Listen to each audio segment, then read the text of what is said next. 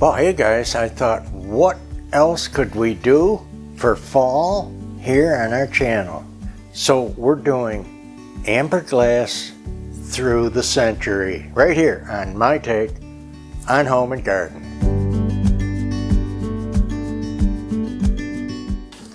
Guys, thanks for coming by. Hey, it's gonna be fun. We're gonna have a blast, and you know we have a lot to show. So I'll have to get going. Get your popcorn, get your corn fritters. Let's see what we have in our collection, if you remember any of it at all. Let me start off with some of the earlier things that I know. This gorgeous crackle glass pitcher with the same amber glass handle is by Blanco. They did some of the bigger pieces, and look at the matching set of 4 crackle glasses. Too beautiful. I don't know, guys. Do you remember about the same color handle here? 1950s. Right away. No doubt about it. They didn't perfect, no one, I guess, evidently, by research. No one perfected putting clear handles on until 1960. So that's a quick reference of how old something is that you're looking at out in the wild. Beautiful thing. Oh man. So when you think something's cool from the 60s, I think this takes the cake from the 50s. Just hard to beat. What else have we got? If you remember our milk glass collection, we have one little piece by Kemple. Out of 2 shows of milk glass that we did, we have one piece of Kemple. This is an example of Kemple. In the sawtooth edge, okay? That's one giveaway for some of their things. Unbelievable. And our buddy Pete Flaherty from Missouri, if he remembers, that's what the piece was. He sent us like this in emerald green for Christmas. Staggering beautiful. Here's another pedestal piece by Kemple. Gonna have 3 in a row here by them. This pattern is called Heritage. In a pedestal, almost a trophy-shaped fruit bowl. Wonderful, look at the color. The only other Kemple piece, you might remember this one, I always use it for fall. It's a sugar bowl. We don't have the creamer. I'd love to find it, of course, but a lot of times, you remember, Angela loves it. I put a tea light in here and put it with a vignette, and we'll come up with the next piece. This one's by Fenton. Oh yeah, so sweet. And I know this one. This is at least 60s. Could be later 60s. But this one is called Old Virginia, this pattern. Now, I gotta mention, a lot of people make the mistake and think this is daisy and button. It's not. There's no button here. I'm gonna show you daisy and button to help you think. And we'll move these along. That one with the cuts. It is a pressed piece, but it looks like cuts. It's staggering good. Beautiful. All these are pressed glass. Pressed like a waffle iron. Just look at that color. Hard to beat for fall. Old Virginia. So don't make that mistake. I'm going to show you Fenton, Daisy, and Button with it right now, and you'll see the difference. This shoe is Daisy and Button. You can see the starburst, what they want to call a Daisy, on this, but it does have the button too, and so does this canoe. Beautiful, sweet little amber glass piece. Daisy and Button. Again, you should be able to see that in the close-up camera. How are we doing over there, by the way? Okay, that should show the difference. Let me tilt it so you can see. You're not going to get fooled anymore, and you're not going to call it the wrong thing, because I see it all the time. So we have a gorgeous classic Fenton in the American hobnail pattern. Look at the beauty. This is the sweetest, I don't know why, heart of hearts here. This creamer in the American hobnail, and we do not have the sugar bowl. I thought we did, but I gotta find it. I want it. Someday when I grow up, I might get the sugar bowl to that beautiful piece. We have what I call a pinch pot or pinch lip, corrugated, beautiful bowl or rose bowl, okay, or tea light, which I love to do. And again, what's amazing to me in this era of the 60s, the patterns even on the bottom. Who bothers? Who would bother? Nobody today, I'll tell you that. That's for sure.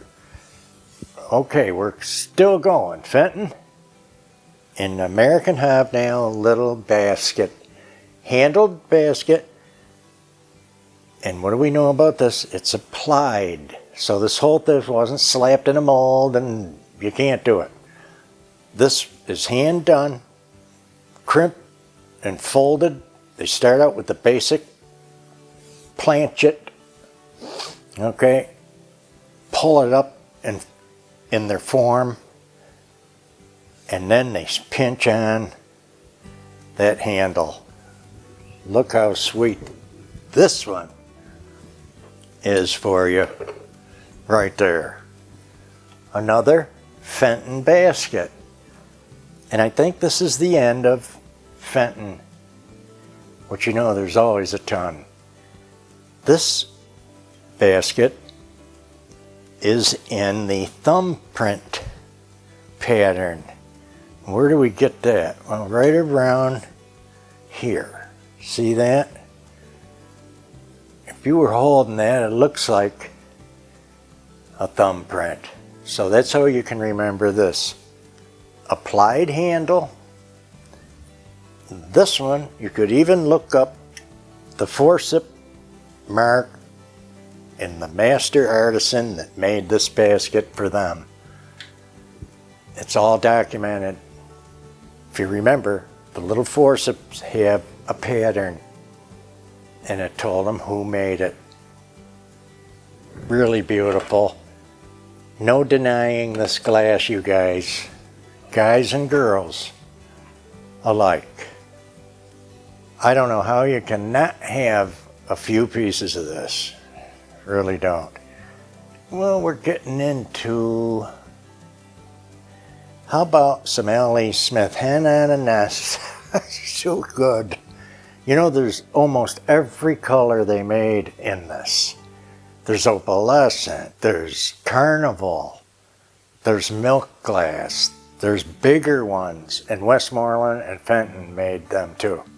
Mostly, we have some milk glass, Hen on a Nest by Westmoreland. This is L.E. Smith. The amber is tweaked a little bit different, and it's on its way to what I call like a root beer. There's some glass out there that some of you know is called root beer. Now this little bud vase, I think, is Ellie Smith too. Although there's more than one that made them in a swung. You understand, when this is hot and you swing that, that's going to allow this to stretch and fall down. And you keep that cooling, just touch it and work it with your heat resistant gloves. It doesn't take long to cool, and then they're going to flip it up and it's going to stay just like that. That's a small bud vase example of a swung vase. Maybe you'll catch it at a flea, a sale, an antique shop, or a yard sale. Fun, fun. Here is the oddest thing that I can talk about here. I want to show the bottom. It's got 6 little button feet, but it is a honeycomb in the amber glass. It's like probably an 8-ounce little milk pitcher or creamer, and I cannot, every time I try to find it, and nobody else has the name of this either, and I only found one other one anyway, but I do not know the maker.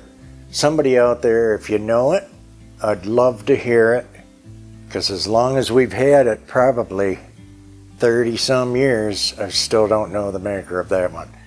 Okay, speaking of sweet, Westmoreland, the king in Pennsylvania at the time, with their beautiful designs, very popular.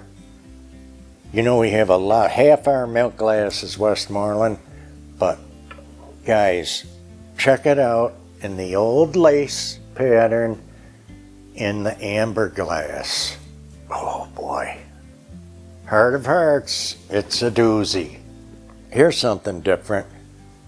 This bell is an amber glass with a clear handle, so I would easily guess this is after 1960. Glass clapper, and this bell is made in Portugal. We'll let you see that, and it's going to show off. You can hardly see it turn. It's so symmetrical. Okay, we're going to have to really move on the little mini pitchers. They're all crackle glass. I'm going to get this group up here together. 4 pitchers and 2 vases, and I just want to go over it with you. And there's nothing boring about them at all. Each one of these crackle glass pitchers and vases is from the 50s, American, because it has the same color handle. You see the little different styles and shapes and sizes, and the big bonnet opening with the pourer, where you're gonna go. Too cute. We'll get a quick look at them. You'll see a variation in the color of the glass. Now, it could simply be by the month it was made or by the shop. So you got all kinds of West Virginia shops, you know, Kiwani, Pilgrim, Blanco, and so many others. The list goes on. You can look them up, and they're gorgeous. Now, hard not to love. Next, we're going to have crackle glass vases and pitchers from the 60s. This is obviously where you're going to start seeing the clear applied handle. Okay, that's what tells us.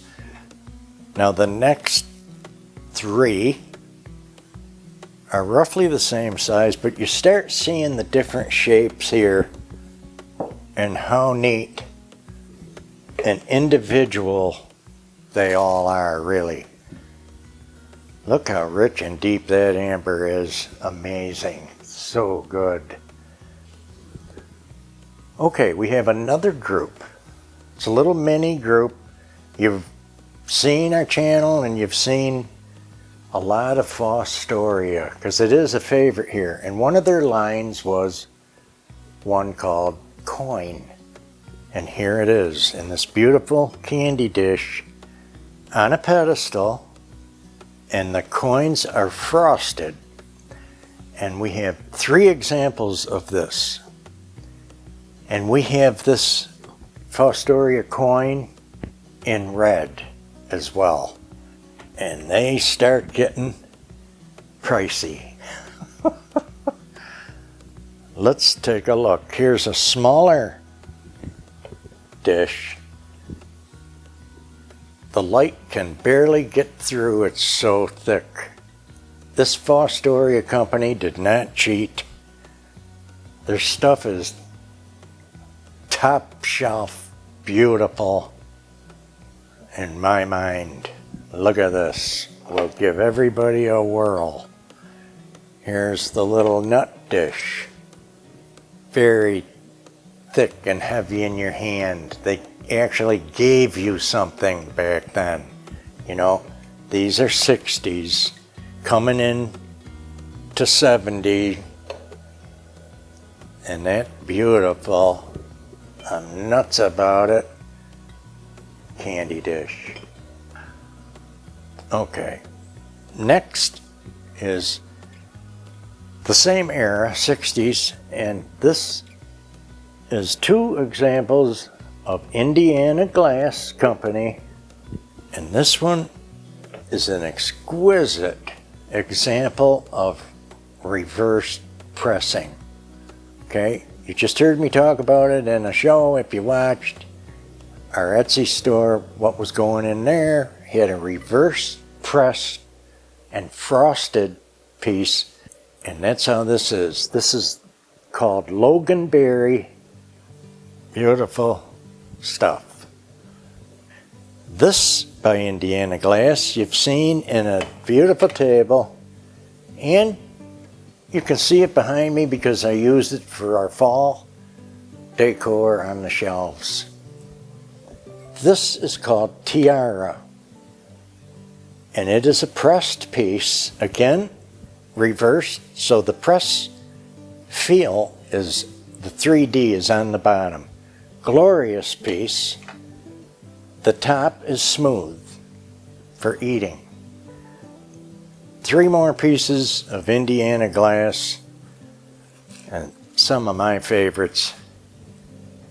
This is the sugar bowl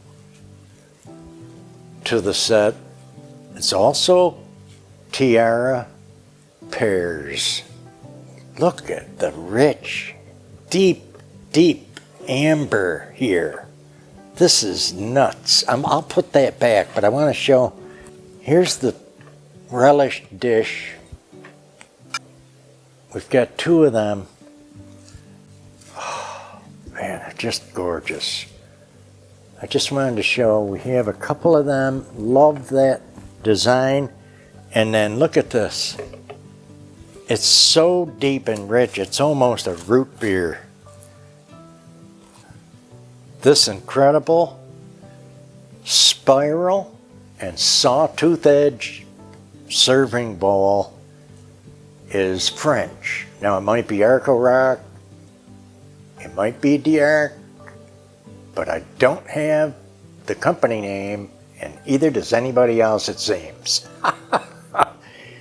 But they agree it's French. Look at this winner. Oh, it's so pretty. And I have seen other sizes of this. So if this is like a chip and dip set, they have the serving size and then a smaller one for like your dip. And just gorgeous thing. Isn't it something? Even though it's the only piece, I don't care. We just had to have it. And We love it in our cabinet that we can visit any time of the year. Go over there and visit our amber glass collection. But of course in the fall, it's king because of its color. Now we're moving into the 70s. How do I know that? I was there and got these next two pieces for my mother. Just crazy about this. Now it has a V with a 0 and something else, mark. I don't know who it is, and I'm not worried about it right now. But the color is staggering, and it's so sentimental, of course, because it was hers, and I had to get it back. This beautiful amber glass chimney piece actually has a wick and everything, and it could probably be used. Just amazing. And this piece does have a mark on it that you can see, made in Hong Kong. So this is when we were letting everything go. For some reason, all the glass factories were closing. I guess we thought we were just so special we didn't have to work anymore. I don't know what they were doing. And overseas was taken over, but still gorgeous. And that 70s candy dish and 70s hurricane lamp. Try to find one. Really sweet. And I'll tell you, it's about 73 or 74. How old this is, how long we've had it in the family for her. Okay, next we are in the 90s and to present. And the few things we have to show are out for this year. And I gotta tell you, I love the art of them. They're well done and they're gorgeous. I'm sure they're all overseas. There's no brand otherwise.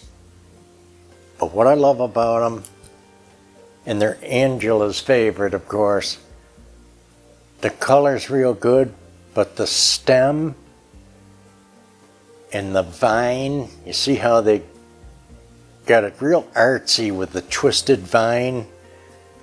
That is in a deeper, almost root beer amber glass to give it that contrast. And that's what I love about these. They're really well done. All of these came from Michael's or Hobby Lobby. They're so cute. No wonder why they're favorites of hers. You see that stem, how it sets off? And then here's the biggest one. And this is even more special because it has, what would you call it? Almost a dimpling. These are totally encased. There's no opening. It's almost a dimpling on the inside of this pumpkin to give it some texture and extra beauty. That light can barely get through, so they do a good job on the glass color today too. Folks, hopefully you could enjoy our vast collection of amber glass for autumn. Give us a like, a share, a comment, send a friend over. Hit that notification bell. You newbies and new guys, don't forget to tell a friend. And we're going to be here with the home tour next week. Blessings, and have some autumn fun.